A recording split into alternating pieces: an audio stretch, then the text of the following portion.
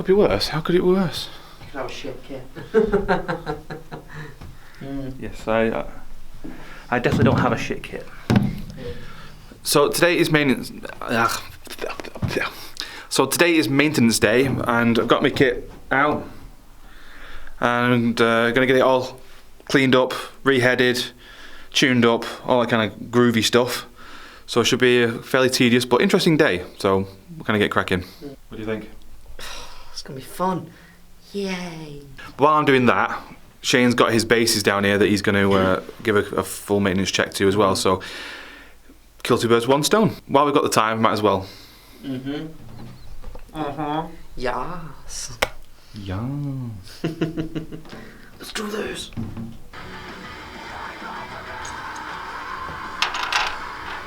So as you can see, these heads are in desperate need of changing. I should have done these a while back, but I'm a bit lazy with that, unfortunately. So plus I'm making videos for you guys, I'm too busy. So it's definitely overdue for getting these done, and Shane's already making a start.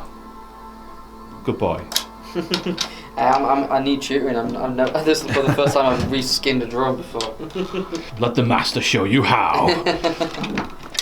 These are the heads that we're going to be putting on. This is the Evans EMAD 2. This is a dual ply bass head with the externally mounted adjusting dampening system.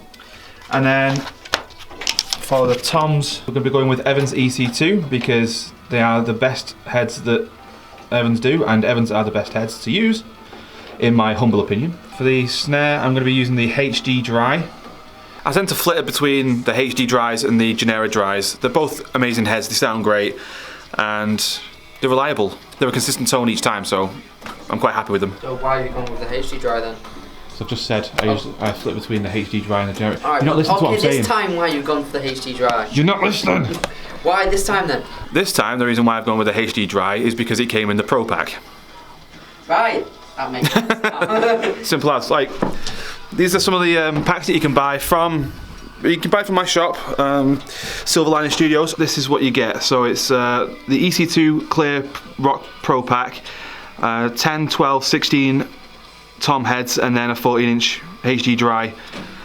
It kind of comes free with the pack, so extra great value. Great extra value, great extra. Yeah.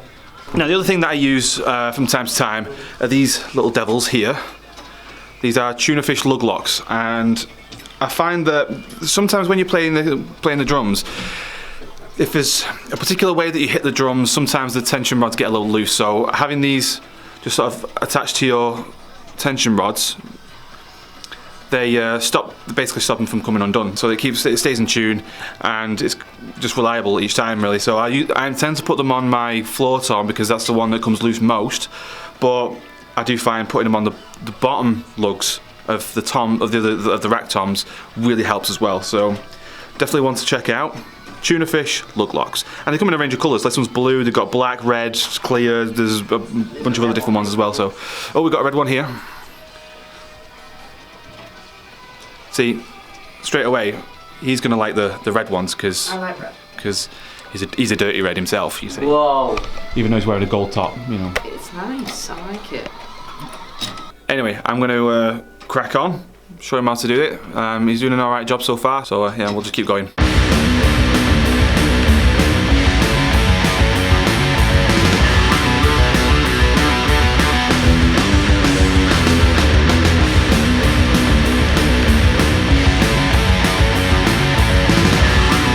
Okay, so all the new heads are on the drums.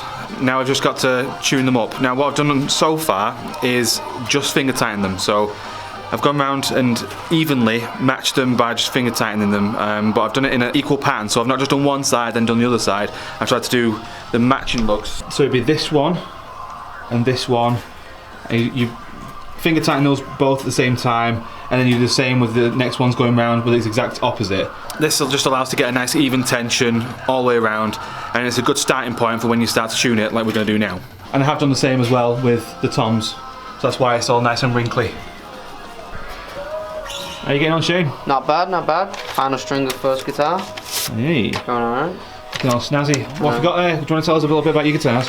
Yeah, well, I've got a Warwick Jazz Streamer there. Absolutely lovely. Lovely piece of kit. I use this for my, well, my metal projects that I do. And then, second guitar there, which I'll be restringing next, is my Ibanez, which is my beautiful baby, which I love so much. I just use it for, mainly for like practicing, and then any other projects that might come in the pipeline. Very nice. Shane's actually looking at starting up a pendulum tribute band, which sounds like an absolute awesome idea. I think he's going to put something out there pretty soon to try and get some members. So if you guys are interested, either hit me up or hit Shane up. Yeah, pendulum tribute band. That should take off pretty quick. Mm-hmm. Yeah, I don't think I remember seeing anything like that in this country, certainly. So yeah, obviously Shane will be playing bass. So if you're anything but a bassist, again, hit us up. Oh yeah, I missed one. I've missed the snare head. I just won't get my snare. It's in the other room. Got stuff to do. You're supposed to be my helper, Shane. Do my bidding. Where is it? Is it in your locker? No, I think it's in the room. I'll go get it. Sorry, don't worry. Okay, so I've got my snare now, and question for you guys: when it comes to playing, and there's a certain section that you want to do where he's using something like a side stick, or you've just got something that you need to remember, how many of you guys put little markers for different things? Whatever it is that you've got to do, just something to remind you, a little marker of some kind. What I've got here, that little two half circles, is actually where my stick goes when I want to start doing things like side sticks. I know that if I put the butt of the stick right in that groove, I'm going to get a really nice, consistent hit every single time. So it works perfectly. Some people may see it as cheating, but for me, it's not. It's a guide. It is a guide. It's a guide. And yes, I'm probably going to end up putting it on the new snare head when I put that on now. So let's get that done.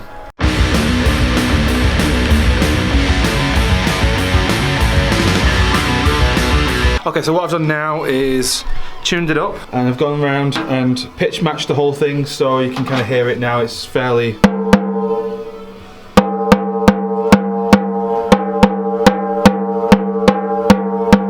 Still needs a little bit of work, but it's pretty close. Pretty damn loud. Now, of course, what I could do is put this old drum dot on. However, I'm going to have that one cleaned, and I'll use it on something else. For now, I'm going to put a brand new one on. Yes. Goes on there. Good old drum dots. And this creates a much better sound.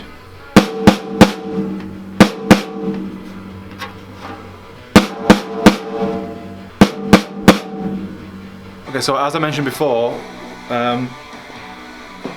on this head I had that little black circle on it, or semicircle, whatever, just to mark off where when I put the butt of the stick into that groove, it's where the best sound for the cross stick. I'm going to do the same on this one, so what we're going to do is have a look. See, that sounds like a really nice place, but if I go too far to one side, I don't like that, too much that way. It's just not the right sound that I'm after, so if I try and find... have a mess around. That's about right there. That's a good sound, that's a good solid sound, that's what I want, and I want it to be reliable, so let's put a... just like that. And I know every single time now, when I put that butt in there, it's that same sound. Because the thing is, when I've got my in-ear monitors in, or I've got my headphones on, whatever it might be, the sound is really, really different, and it's difficult for me to try and find that right place every single time. So having just a little guide like that, just a little marker, is going to make sure that I get a really consistent sound every single time, and I know that I can rely on it as well. So, good way of doing it. Right, so yeah, on to tuning the bass drum. Most of the time with this, I don't tune it very high or anything like that. I just make sure that the wrinkles are out. Try and get it somewhat even now, because it's a bass drum and it's very, very low and very thuddy. It's quite difficult to tune it and actually get some sort of reliable results. So a lot of times people use things like a drum dial, and that will get you decent results, everything like that. Unfortunately, mine is in my lockup and I can't get to it. There's so much gear in the way. So I'm just going to eyeball it or ball it. Start off with a lug. Yeah, that's completely and utterly dead. So let's just start with like maybe a half turn. But you have to go in a star pattern, so it's always one across from each other. This is just the best way of making sure that it's even and all the tension rods are going down at an even rate. So half turns on all these. Come on, keep up, Shane.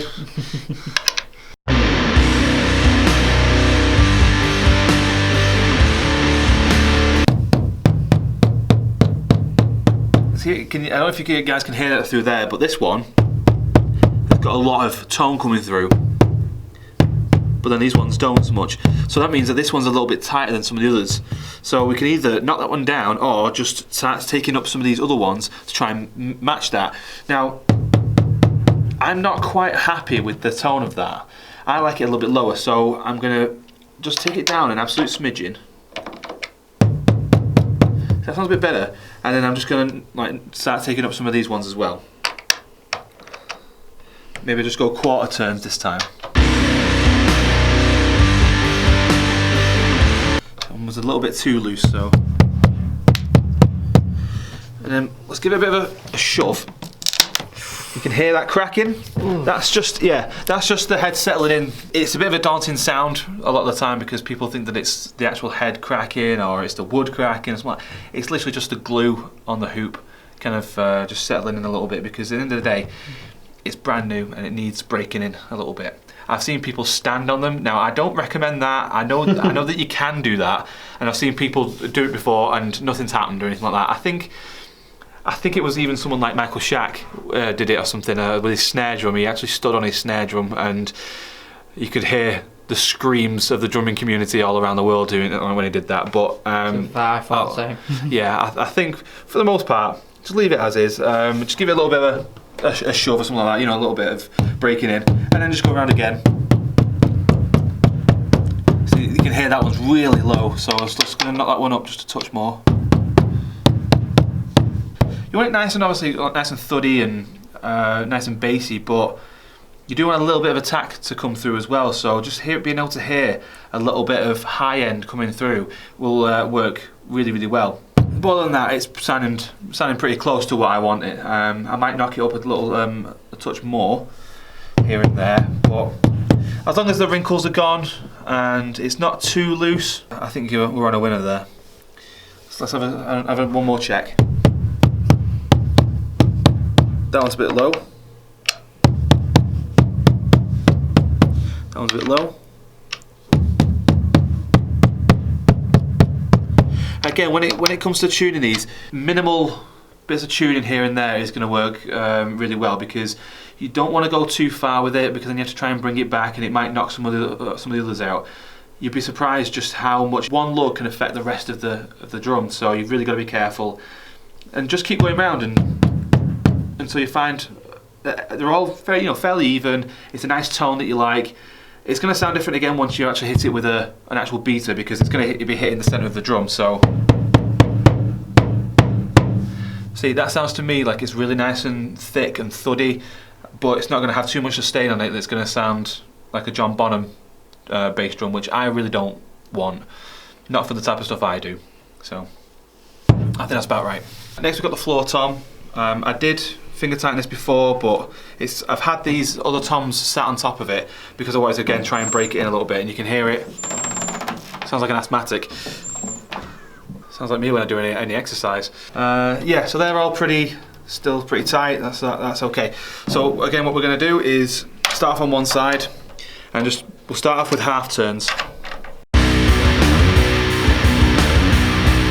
Now sometimes you will find that when you tune one down, as it starts to bring the head down, these other ones will get loose. There's different ways of combating that. Again, just by doing half turns, you're going to start getting them to go down a lot more even. If you did it, ranching on one side and did like 3 turns on one bit, then the whole hoop's going to start doing this, and it's not going to be even on the other side. So taking it down slowly but surely all the way around is going to just get it a lot more even. It's really easier to tune in general. So that's still far too floppy. Hell of a tone. But we're gonna try it again. Let's just do another half turn on each of these. And ooh, that's got a lot of sustain to that, hasn't it?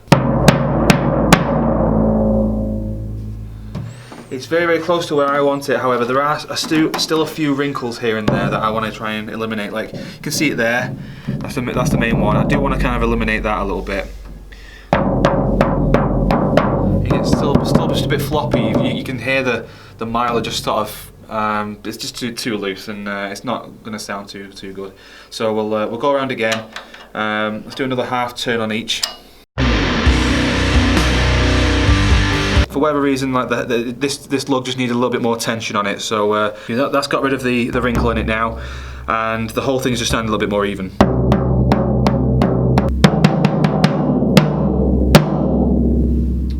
Close enough for what I need.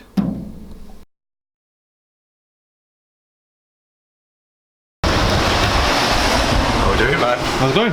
Come up. Welcome to the new office. Looking nice and snazzy. Alright. One more flight.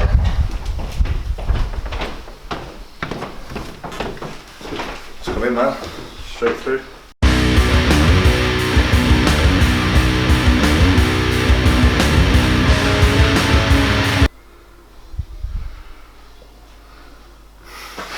Okay, so basically I've had a bit of a knot or a notch in my back for a little while, and it's been causing me a bit of grief. So my go-to guy is Big Steve.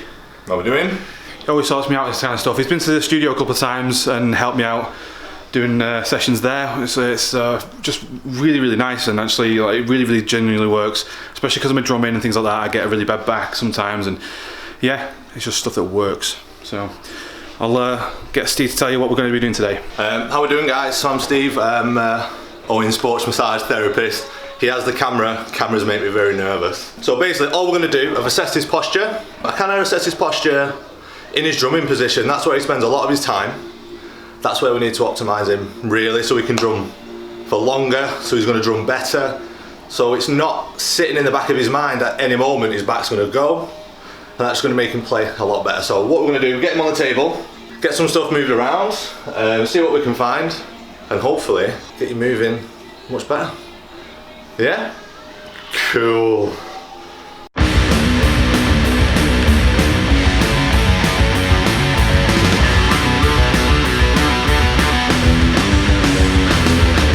So as I mentioned in a previous vlog, a couple of my cymbals have got more cracks in them, so they're now packed up and we're at parcel station in Stockport to get them sent off to Cymbal Magic. They're going to work their magic. But I brought Shane along with me because, you know, Why not? why not? Shane's boss. And then we're going to go and get a coffee afterwards, so have a nice relaxing day before work, and then I've got a pretty busy day tomorrow, so Have you? yeah, I'm going to Lancaster. Doing sound for Matt Jones. Yeah, so let's get this sent off and back on the road.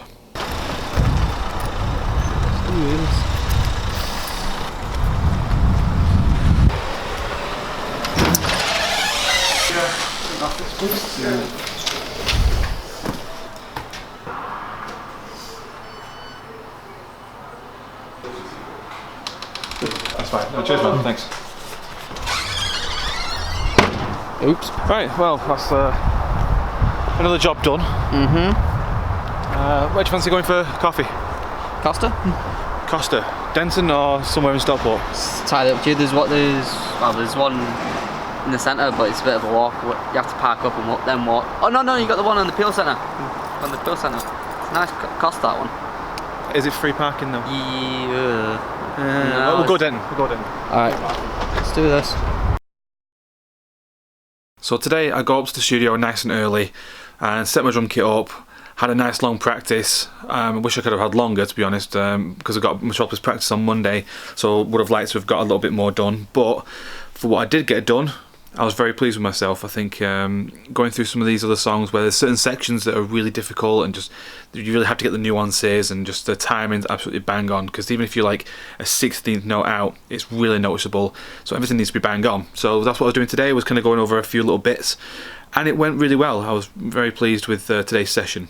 As for tonight, I am going up to Lancaster with Matt Jones and a few others because they're playing a gig at a pub and they've asked me to do the sound for them. Fairly straightforward setup, I guess, but I really don't know what to expect, so I'm going to be taking some of the gear that we've got from the studio here, and then, yeah, road trip. I've also just uploaded Friday's video because obviously today is Friday, but when you guys see this it'll already be out, and it was an incredibly fun video to film and edit, and I love collaborating with other artists. It's really fun. It really pushes you as a drummer to come up with new and creative ideas, and yeah, we just had a really good time doing that. So thank you very much to Grace for joining in on that one. Hopefully we can get to do something like that again soon. I want to try and push a bit more of the Drum Wars stuff. So if there's anyone out there looking to do a friendly drum battle, drop me a message. But right now it's about 4:30 and I really need to get some food because I've had nothing all day and I'm about to keel over. However, I will say that my back is feeling better. Thank you very much to Steve yesterday for giving me a sports massage. It was a really nice, relaxing kind of massage, even though there was sometimes when he kind of really gets in there, you know, to try and get those knots out and things like that. It was a really nice session, so I'm going to go back to him again next week, so I'll definitely vlog that one for you guys. But I highly recommend you go and check him out. I'll try and leave all of his socials and bits of stuff like that in the description below. We've arrived at Matt's house and we've just been inside. They were finishing off getting a few bits of gear together. We've just got back in the car and we're going to be heading off to Lancaster very shortly. Now we were originally going to be supposed to be taking Chris and maybe some of his gear, but I think they've made other arrangements now, so we don't particularly need to. So it might just be me and Shane. His loss. Yeah, this is the party car. This is the fun V. I don't know who's taking your V. It's certainly not me. No, the fun V, fun vehicle. Yeah. It's from Iron Man. Yeah. From Iron Man 1. Fucking hell! You uncultured swine. Nah, I'm just rather rude. Yeah, we're just waiting on them now to come downstairs, get everything loaded up, and it looks like them now. So yeah, we'll see you at the venue.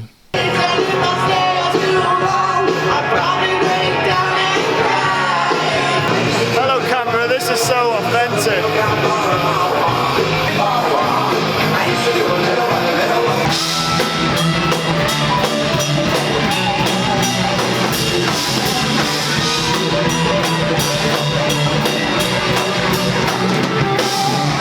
So, end of day, we are now on 20 to 1 in the morning. Twisted Illusion guys played a really good set. It was mainly a covers. They did throw in a few of their originals. And now we've just got to take Chris home. He's going to jump in the car any second now because he's taking his sweet ass time.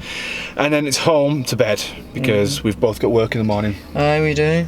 You got some sweet B-roll that you can show the guys? Yeah, I got some pictures and a little bit of video and everything like that, so that was pretty cool. Please put that picture of Matt on, that's hilarious. No, I better not.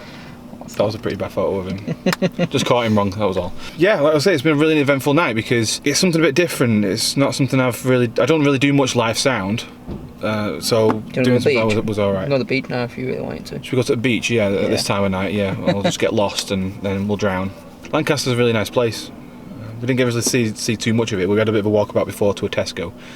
Although I'm really thirsty, so should have got another drink, shouldn't I? But hey ho. It is that time. That's much. Let's go. Bye guys. What's this? Oh, that's Oh, sorry, dude. Forgot about that. It's not in your way too wow, much. this is... cozy. Are you cozy back there? It's fine. I've got it though. You got the camera on me? A little bit, yeah. Thanks, man. Do I have your explicit permission to have you on the vlog? Yeah, go for it, man. Awesome sauce. I am just about to go